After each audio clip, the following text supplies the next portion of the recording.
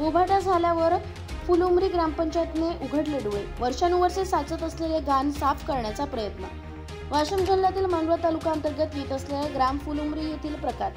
ग्रामीण भागात निवासी करत असलेल्या नागरिकांना स्वच्छ वातावरण जीवन जगता यावे यासाठी शासनाकडून विविध उपाययोजना राबविल्या जात असल्या तरी प्रशासकीय बेजबाबदारीमुळे हे योजना मूळ धरत नाही.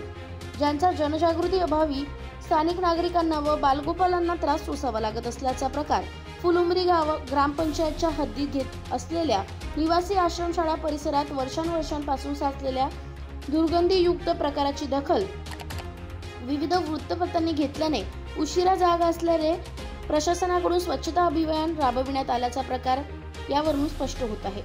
फुलुंब्री येथील तथा आजूबाजूच्या परिसरातील विमुक्त जाती व भटक्या जमाती या मागास समुदायाच्या नागरिकांच्या पाल्यांना गुणवत्तापूर्ण शिक्षण मिळावे यासाठी प्राथमिक, माध्यमिक व उच्च माध्यमिक निवासी शाळा कार्यरत असून या निवासी आश्रमशाळेच्या परिसरात ये जा करणाऱ्या रस्त्यावर मोठ्या प्रमाणात आजूबाजूच्या लोकांनी उकिरडे टाकल्यामुळे खूप घाण साचलेली असताना ज्ञानार्जन करीत असलेले विद्यार्थी, ज्ञानार्जन करणारे कर्मचारी, वसतिगृहातील कर्मचारी तसेच पालकांना या उकिरड्याचा सामना करावा लागत होता.